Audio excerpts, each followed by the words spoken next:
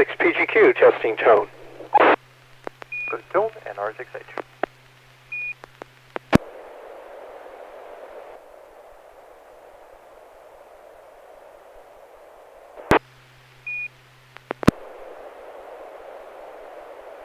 Scale 7 HQR, James is not going to be here, so we'll give it a try. Good evening, this is Neil, Kilo Lima 7 Hotel Quebec Radio, your net control operator for the River City Arcs slow scan television net tonight. This net serves for training and practice in image transmission modes and meets on Wednesday nights at 9 p.m. California time on the N6NA repeater on 441.30 megahertz. River City Arcs members and all licensed radio amateurs are welcome to participate.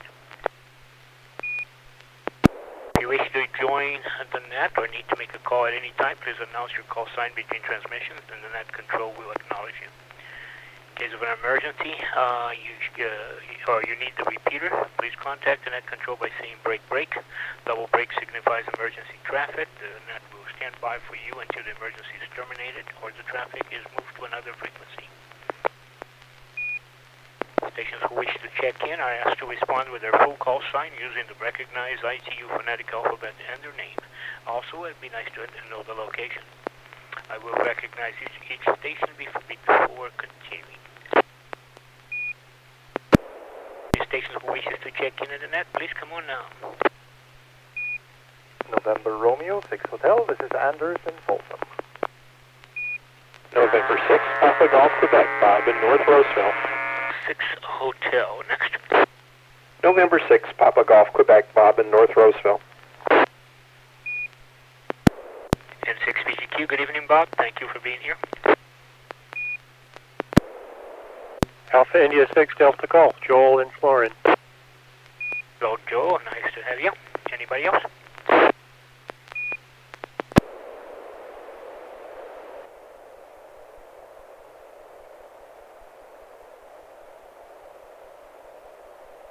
Engineering person, Joe.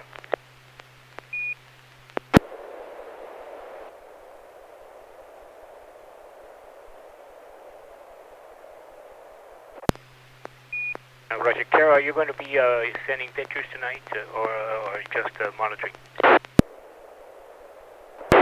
Roger, Roger. I'll check myself in. Kilo Lima 7 Hotel, Quebec, Romeo. One more chance. Anybody else? Yeah, I'm still setting up my my devices here. Let's see, Anders, you're the first one, NR6H. Would you please take the honors? I will do my best. Actually, last week when I tried to, my radio let out a little puff of smoke and stopped working, so that's why I wasn't on the net last week. Today I put some new semiconductors in there, so this is my first attempt to run this on the new semiconductors, so we will see how this works. Here comes Robot 72.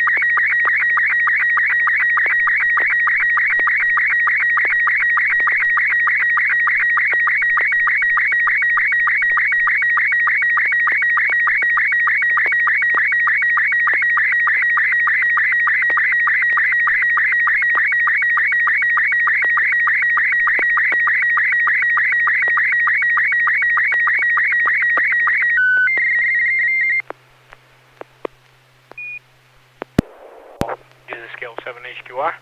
First of all, very good picture. Very, very sharp. And I'll let the comments for later. N6PGQ, how did you get it? Well, the quality was really good for the speed it came in. There's a few pixel pops in the gray area on the left side, right near the green wire. Rest of it's pretty good. We have a looks like a Ziploc bag full of parts with ground indication on it, and from that green wire goes onto one side of a, I don't know, what is that, RG8 or whatever it is that connects to Ethernet cables, and two outputs on the right and another output on the left bottom going down. Nice setup, looks real clean. Wish the back of my shack looked like that. Anyway, I don't know what the purpose is, and I guess we'll find out. Happy New Year, N6PGQ. Very good, Bob. Yeah, good observations. And AI6DG, what about you? Good reception. Yeah, as described, we've got thick green ground wire coming out with a bag of something in it, going to a 5-block terminal strip, double-sided. So there's big, thick, heavy gauge green wire going into it from that bag. And then a jumper. There's a few green jumpers going between adjacent strips. The very bottom, the left strip is going down out of sight. And the top right is a yellow wire going off screen, and then a yellow-green wire. So it's your green is ground, yellow-green is also a ground, but I think that's Euro standard. Anyway, it's a different standard.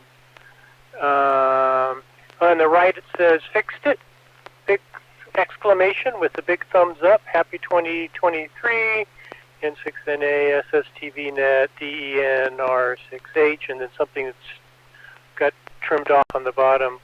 No idea what I'm looking at, but I'm assuming it's a grounding system of some kind. And what's fixed? Fixed it how? What was broken? And what's the bag of parts? Is it like earth? So making it into an earth ground? Little pieces of rock, maybe? I don't know. It's not making sense. Back to net, AI6TG. L7HQI. Well, after that description, what else can I say?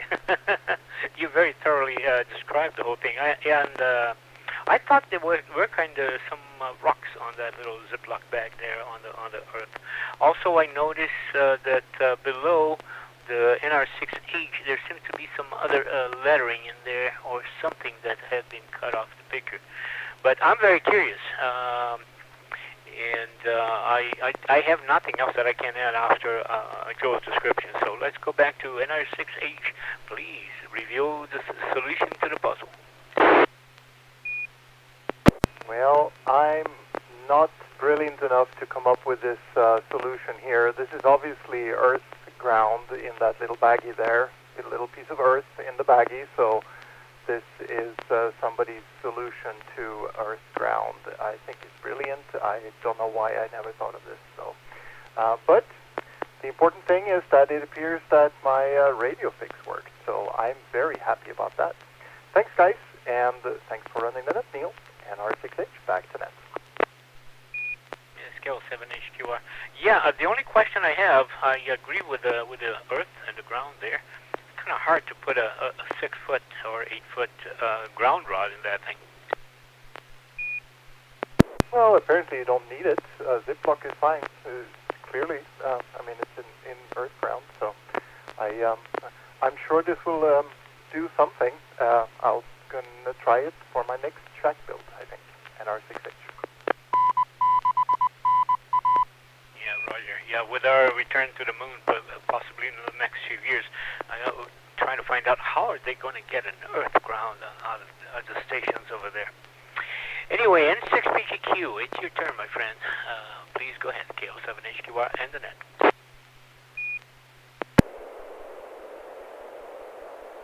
Okay, this should be PD120 N6PGQ.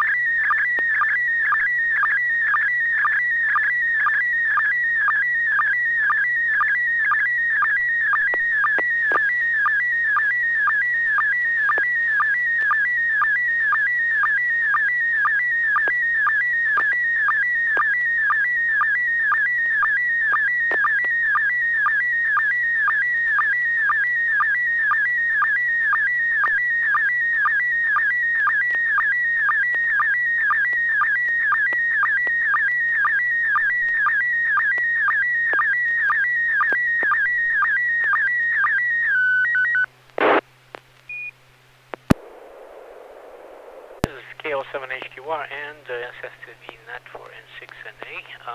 Good picture, Bob. Came through beautifully. Again, I will reserve any comments for... let's go backwards in here. Let's go up to Anders, NR6H. What do you have to say about this one? Very good reception. The good colors, good contrast, and good resolution. So just a few pops, but nothing to really disturb the image at all. We're looking at a desk or a wooden background with 3 wristwatch timepieces on there. This type of timepiece I stopped using when I turned 50 because my arms weren't long enough anymore. But we are looking at 3 timepieces. They're all off by about 3 hours and 16 minutes or so. But they are all the same, so they agree with each other. That's good. Looks like something, they're definitely of an older style, and with steel bracelets or steel bands. Very nice. Definitely something that I would prefer to some of the more digital fancy ones that are out there today. But yeah, there's definitely a story behind each of these. So looking forward to hear that. NR6H, back to net. Okay, thank you, sir. Joey, A6DG, what about you? Anders' description sounds pretty good. Wood background, so we're on a desk, 3 watches. They're all at, what time is that? Okay, so it's 5:59. 6:01? No. Yeah, it's the hands don't quite match because it looks like it should be 6, but the minute hand's at 6 already. But it's 1 minute before the hour. Okay, so it's 5:59, and the hour hand is confusing me because it's so close to being 6. Old style watch, I don't know. Do they look like this anymore? Who wears watches anymore? I'd guess, 60s, 70s watch, maybe 50s. I don't know. I haven't worn a watch since the 80s, probably. First it was pagers, and then it was cell phones. So I'm completely out of touch of what pocket watch or wristwatches like these look like anymore. Back to net, AI6DG. Scale 7HQR. Yeah, good descriptions. I don't know. I have been wearing a watch all my life. I feel kind of not properly prepared without one. But first of all, let me recognize on YouTube we have N6BRD. We have Bob Silva. Says that just coming in, WA6NEA. He's just coming in into SSTV. Welcome, and hope you enjoy the pictures that we're sending out. And we had somebody up there, GML, I believe, but the screen has scrolled, and I don't have the call letters, but another, so 3 people following us here. And anyway, as far as the picture, a good copy, wood background, and the 3 watches. When I was a CM manager, configuration management manager, I used to tell people that how important it was to have a baseline for their software. And what I used to say is that a man with 1 watch knows what time it is. You have to have a baseline, but a man with two watches is never sure. Well, this picture kind of disproves that because all 3 seem to be right exactly alike, so pretty good. All right, Bob, give us a history behind those. N6BGQ KL7HQR. Okay, well, having just driven in from Los Angeles, I, of course, didn't have much of a picture, so I figured I would continue my analog section. Last week we did camera stuff. This week we're doing watch stuff. So on the left is a Elgin watch that was presented to A.F. Martinelli for his 30 years of service with Nash Kelvinator from 1920 to 1955. The middle is a B.F. Raymond watch. It's a railroad watch from 1960, and it was one of the first wristwatches that was accepted as a timepiece instead of using a pocket watch for conductors. And it has a hack feature which allows the second hand to stop while the stem wind is out so that you can accurately set the watch to the correct time. And let it break again. And the far right is a Lord Elgin watch that was my father's. And these are ones I wear every day. The stainless steel one in the middle is my daily watch because it's a little sturdier. They are all made by the Elgin Watch Company, which, if anybody's interested, was started in 1864 and folded in 1968, thanks to the Accutron originally, and then all the very, very inexpensive quartz watches that came out. So it killed the watchmaking industry, except for the very, very expensive Swiss watches. And so that's the story. I can tell you a little bit more about them if you would like. N6PGQ.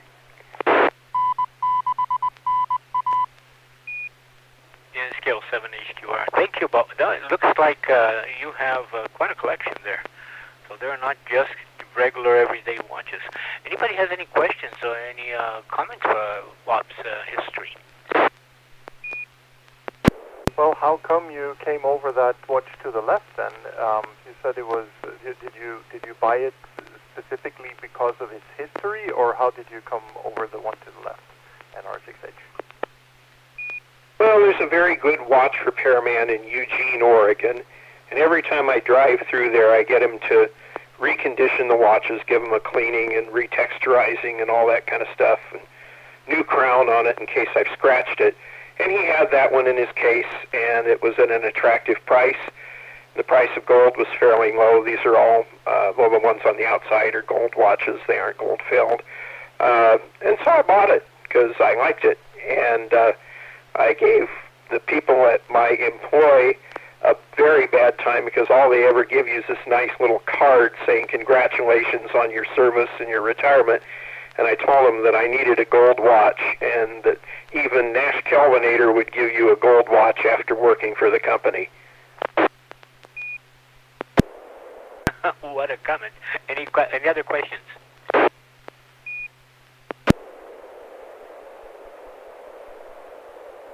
kind of interested about the one in the middle as well, Bob. You said it was the first one that was accepted as a timekeeping piece except for the pocket watches. Is this also has a history to this specific one? Oh, it was just another one I found at the watch shop and liked, and it's my my one I wear every day. Unless it's raining out or really hot. They don't like to be sweated on, and then I've discovered that they don't like being in front of the air conditioner vent in your car with a hot wrist. So anyway, they're ones I like, and I'm always on the search for another one.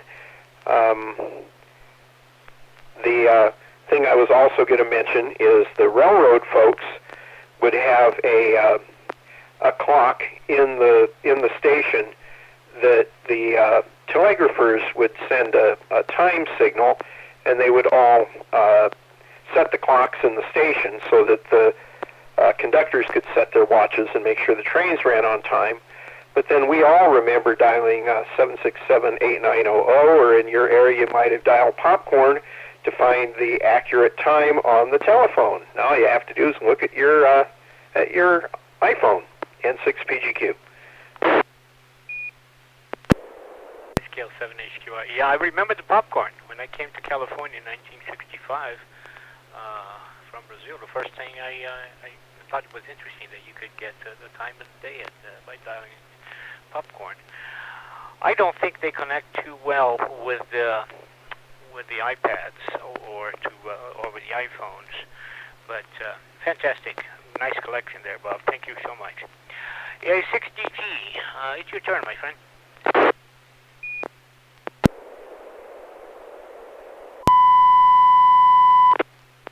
Yes, sir, you do have a tone.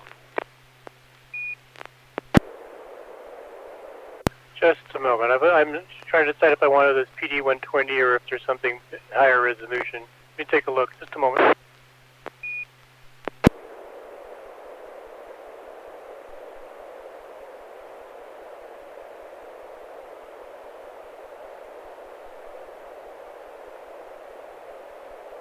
Yeah, I'll just do PD120.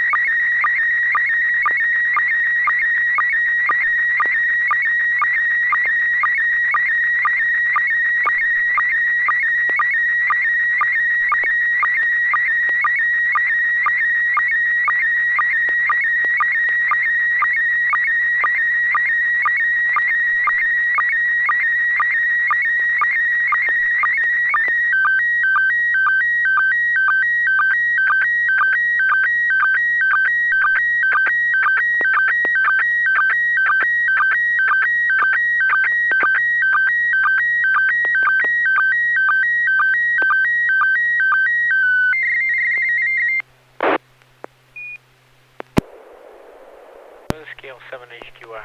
I had a good copy. Let me do my comments right up here. It's interesting that it is obviously a airway map, which showing some air traffic. There is a layer of weather. It seems to show some clouds and rain. It is in the west coast. I was trying to determine where it would be. I think my guess would be San Francisco on the left-hand side, but I don't have any data. The resolution is not good enough for me to see that. But obviously, air traffic control map with some airways, layer of weather, and on the west coast. Let's see if anybody has better vision than mine and can detect some more details. NR6H, your turn, sir. Yeah, I got a good reception. The resolution is obviously not enough to read anything. It looks like a list of flights on the right-hand side, with most of them having American flags on them. The one at the top looks like maybe Mexico, and then about 10 or 12 down there is a Canadian one, and then another 10 or 15 down there's another Canadian one flag, I think. Yeah, I can't read what the tail codes are or anything like that. There's a form up in the top right corner. I guess that's search boxes for that list. And then we see a bunch of flights on the map going up and down the left and right. We see the weather layer. There is a blue speck kind of to the top right of the center, that could be Lake Tahoe, and the little black dot in the middle could be Sacramento. So that would be my guess. What this represents, though, I'm not sure. So we guess we'll know soon. NR6H back to net. Interesting. I can, even though I have enhanced and enlarged the picture to full screen, I cannot even detect the flag. I think my display is not as clear as yours. N6PGQ, how about you, Bob? Well, the quality's really good. Very, very few pixel pops, especially on the outside of it, the black frame on it. I know I was going to make a crack about how the Southwest people would know exactly where the planes are coming in, so they can go and pick it and throw spitballs at the airplanes when they do come in 6PGQ. Yeah. Just as an aside, my heart goes out to Southwest. I don't know what happened, but can you only imagine where you have your equipment and your crews and try to rebalance everything and get them all to the right place. You need 100 of them in the East Coast, but they're all piled up on the West Coast and vice versa. It's quite a task to get the logistics back in place. So, 60G, your turn.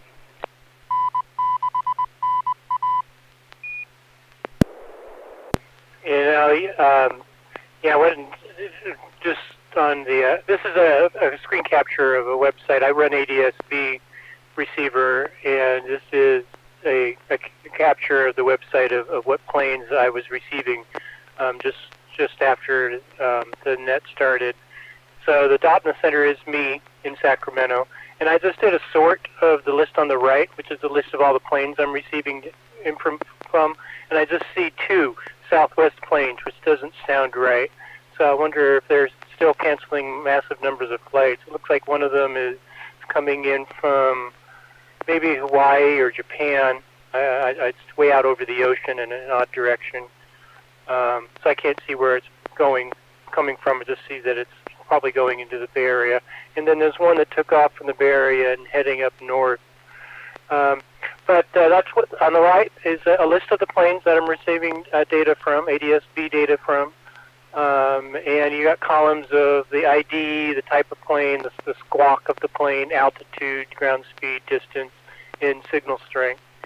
And on the left, you see the tracks. I have the tracks turned on for the planes, and at the end of each track is a little plane symbol. The color of the track is the altitude, so most of these planes are pretty high altitude. You might see a few of them that change color as they go towards an airport that they're landing on. And this isn't too many planes at the moment, but that might be typical for this time of day. You don't have a lot of general aviation. This afternoon you had zillions of yellow and orange tracks because there were so many little Cessnas and so forth playing around on such a beautiful day. Every once in a while you see a red one that's way up that's like a Gulfstream or something flying up at 40 or 50,000 feet. But it's kind of interesting watching this. And I actually use this to watch the weather come in, because that's what all the green on the left is the next wave front of rain coming in. One interesting point on here, you might see a whole bunch of tracks kind of on the lower third. The main flight path into San Francisco Bay Area goes right over Yosemite, just south of Mono Lake, across the valley, and heads into the San Jose area. And then I think they probably go out of sight from me and go north up the water into San Francisco International or into Oakland, Alameda areas. So kind of fun. Easy to do once it got set up, although I need to image the pie, because the pie image I'm running is years and years old, and I'm sure there's lots of new things that have been added to it. Back to net, AI-63. Scale 7H2. I have a few questions, but before I do, anybody has any questions or observations? R6H. Go ahead, Andrew. Yeah, I pulled up. I am a subscriber to Flight Radar 24, and I pulled up that right now, and it is very remarkable how few Southwest flights there are on there. I can only find 3 right now in our area, and like Joel said, one is coming in from Honolulu, one is going up to Portland, and there was one more that I couldn't find out. But yeah, those guys still are in big trouble for sure. So poor Southwest for sure, and R6H back to net. Okay, any other questions or comments?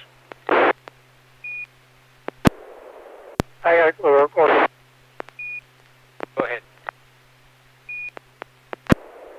This particular software is called TAR 1090 TAR 1090.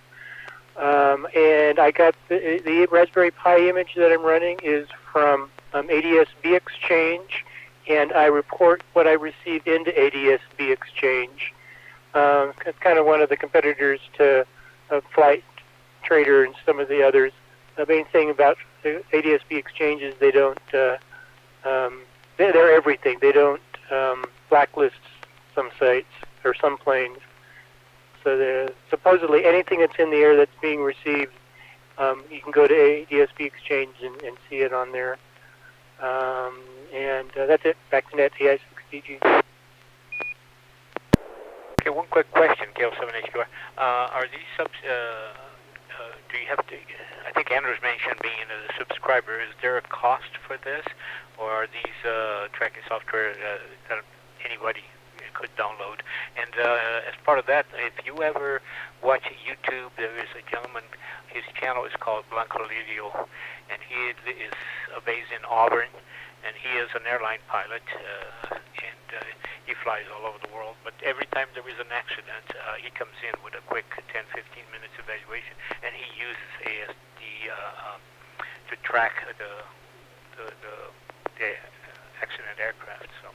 So is this a free subscription or not? I believe that just basic access to the website and basic info is free. As a feeder, I think I potentially could ask for more access. He's had a lot of trouble with plagiarism and people downloading his database, so he has put restrictions in on the database of the planes and of the feeds. Now I'm talking about ADS-B Exchange. I don't know about the others. I think they all have some level of stuff or access that's free, but I'm not positive on that. Okay, thank you very much. Very interesting, and very interested in following that up a little bit. So anybody else with any further questions or comments before I try to send a picture?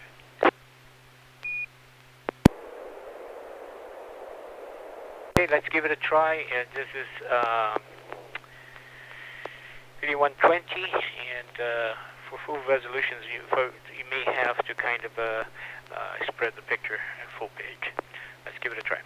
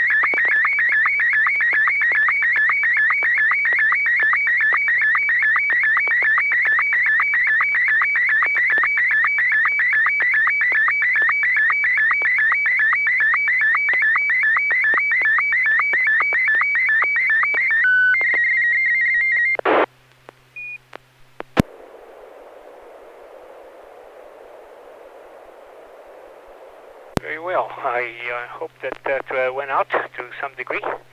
So NR6H, Anders, how did you come across? Well, the picture came through really well. Good resolution, good contrast, good colors. Maybe a little washed out in the edges, but that may be the original photo also. That may be a little overexposed in the edges. We're looking at a group of people in something that I would assume is a conference room, because the lighting doesn't really look like something that somebody would have at home. And maybe it's hard to see what's behind there. There's some kind of microphone stand or something in the background. There's a couch on the left behind the two people on the far left, and some lights in the back. We see Dave, Chris, Terry, William, Joe, Sal, Peter, Jim, Al, and least but not last, Neil out to the right. So everybody has a call sign, clearly a group of smart people in a room. NR6H, back to Net. I don't know about the smart part, but thank you. N6BGQ. Well, I know a little bit about the story, so I'm going to let you tell it. Quality's really good. The exposure's a little bit difficult with the backlighting, but it's a very nice group picture in 6PGQ. Okay, let's go to Joe, AI6DG. WA5NCP, WA5GIW, K5EEE, VE3ENG, KB7QA, W4TZ, VE3PNH, WI1LY, K2A something something, KL7HOR, and I'm sure I mangled a few of those. I don't know if it's a couch or just a couple of chairs on the left against the wall. Kind of in a weird angle. What is this, like a shipboard or something on a ship? Or some, it's got nice little paneled, fancy walls with the molding and lights and some pictures or something in frames. Doesn't look like any of them, or with one exception maybe, are over 50 or under 50 or 60. And I'm trying to figure out what's behind them that's lit. Is that like a little stage, a step-up stage? It's not very tall. It's only about 6 inches taller, and it almost looks like a stage or set there's a speaker on the ceiling. There's some nice little LED stage lights pointing towards us, or maybe to the right. It's like maybe a DX convention or something. Anyway, well, here's the story. Back to Net, AI6DG. AI6DG and the group KL7HQR. You amaze me with your attention to detail, Joe. Before I go on, I noticed that several times when you're describing your pictures, the repeater gets that you're going a little too long, and you immediately drop. Do you hear the repeater as you're talking? How do you know when it's time to drop? Something goes beep, beep, beep. I don't know if it's my radio or the repeater. Yeah, I hear that, but I figure that since when I'm transmitting, I would not expect myself to hear that. Anyway, Bob knows a little bit because we chatted about. I just came back from a cruise in. This is a board ship. We were coming transatlantic. We left Lisbon on the way to Fort Lauderdale. And I bumped in the middle of the ocean. I just rubbed elbows with a gentleman that had call letters on his baseball cap. And we chatted for a little bit, and that got me thinking, I wonder if there are other hams aboard. So I talked to the cruise director, and he put in a little note on the daily newspaper for next day. And I said, can you set up a venue where we can get together, unhosted get-together for ham radio operators? Well, he did. A couple of days later, he set it up, And it was in one of the bars, and it is a stage here where we took the picture, and it's a bar lounge, and they have dance every night. So they set up there during the afternoon for us to get together, and this is the group. We ended up with 10, and then we ended up chatting for over an hour, and decided to do it again. And 2 days later, we came in, and most of these showed up, and a couple of others showed up. So it was an unplanned event, and it was really interesting. And let me drop for a second. Some kind of interesting things. For instance, the gentleman on the left side, Dave, in white, and the gentleman with the black shirt between the white shirt and the blue shirt, Joe, they were neighbors. They are friends. They didn't know each other. Each other was aboard ship. They just found out when they showed up. The gentleman on the white shirt, William, he spent 15 months at KC4 USN down in the South Pole, and he was a physicist and a radio astronomer. And so a whole bunch of very interesting things. The gentleman in blue, he just sold a company that builds antennas for satellites, including for the AMSAT satellites. So it was very fascinating just to listen to their stories. So that's I got a video of it. The full video is over for 50 minutes. I'm going to make a summary of it to make it available for the club if anybody's interested. Any questions?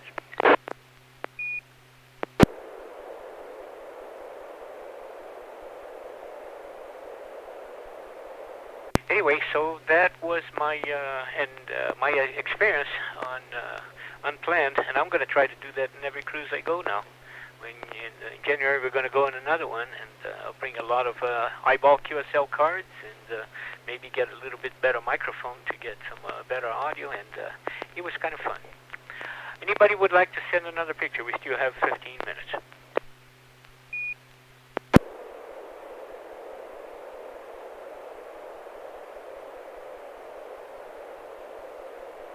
Well, I did not hear anybody. So in that case, we shall close the net a little bit early. We thank everybody that is on YouTube. And we had at least 1, 2, WA6NEA, the other gentleman, the GML, that I cannot see the call letters, and of course off PRD. And appreciate you being there. And thank you guys for a very enjoyable set of pictures. And we'll see you again next Wednesday at 9 p.m. This is KL7HQR Neil, now closing the net. Good night, 73s, and Happy New Year.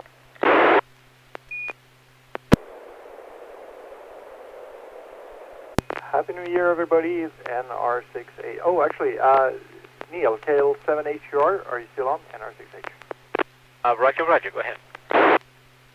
So you commented, I think, a couple of weeks ago that my audio was not great. How is it now? Wait, my ears, it sounds back to normal. No problem at all. And there's the low level that we noticed that time seems to have disappeared. It's perfect. All right, thanks so much. Like I said, I had to do some surgery on my radio here, so this is really the first time I'm using it since this afternoon when I was in there with the solder iron. So hopefully it works okay.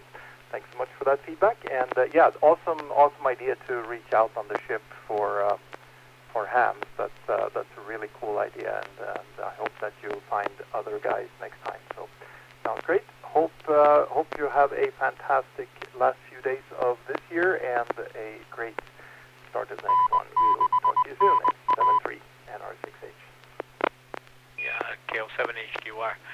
Yes, and there was a gentleman that showed up. There was a non-ham, and we spent about 15-20 minutes just telling him. He was asking, what can you do with ham radio?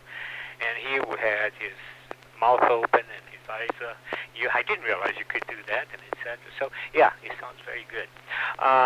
We're going to have this cruise now in January, and then we're going to, I think in June, we're going to do a cruise from, my wife's background is Germany and Sweden. We're going to do a cruise from from London, Southampton, to Denmark, to Copenhagen, and we're going to make 2 stops in Sweden. So when that time comes, I may tell you exactly where we're going to go and ask you for some suggestions of what to see. Okay? All right, sounds awesome. Yeah, I'm a East Coast native, so I haven't been. Well, I've had my fair share on the West Coast also of Sweden, but yeah, so sounds great. Let me know when it's time, and we'll talk about it. N6NA. Thank you, Anderson. Enjoy the New Year's in a safe way. KL7 Hotel Quebec Radio now clear. Good night. Good night, everybody. N6NA signing.